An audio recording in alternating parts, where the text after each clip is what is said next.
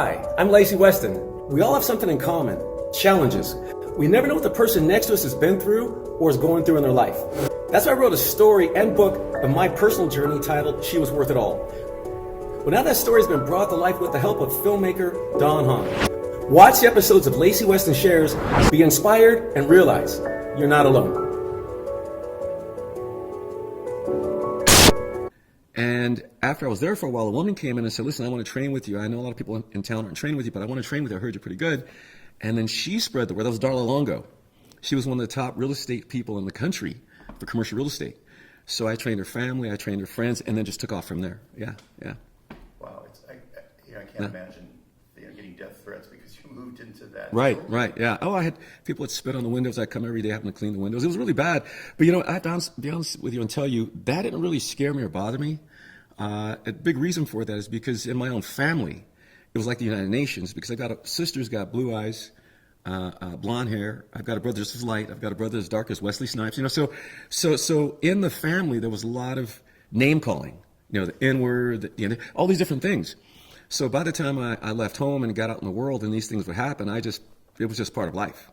I never let it stop me or slow me down. It was just, the death threats. Again, I had that at home too. It wasn't something I wasn't used to. I just didn't know where it was coming from. So I had to be aware and make sure whenever I got out of my car, look over my shoulder and make sure no one's there. Make sure when I unlock the door, it's not going to explode, Yeah. Yeah. And you said you had a lot of that at home, so let's Sure. turn into your family a little bit. Okay. Like where you were raised, what your family was like, who they were, like right. What's your background in terms of where your mom and dad and all that stuff? Sure. Mom and dad's an interesting question because I didn't really have either. I was born in Milwaukee, but we moved out here when I was about 6 months old. We lived in La Puente, California, so between La Puente and West Covina. You could tell I'm practicing my Spanish the way I say La Puente. But it was. I met my dad when I was 27, and my mother. I never really called anyone mom until I was 4, and that was pretty much beaten into me because my biological mother is actually the woman I knew as my oldest sister. And she ran away when I was 4. She always took care of me. I always slept with her. She dressed me, everything. But when she ran away, it was my grandmother. I never knew it was my grandmother. I just saw this woman. I always say she would remind me of Annette Funicello, the orange juice lady, because I'd always see her come in the mornings. She had her white shoes on. She was a nurse.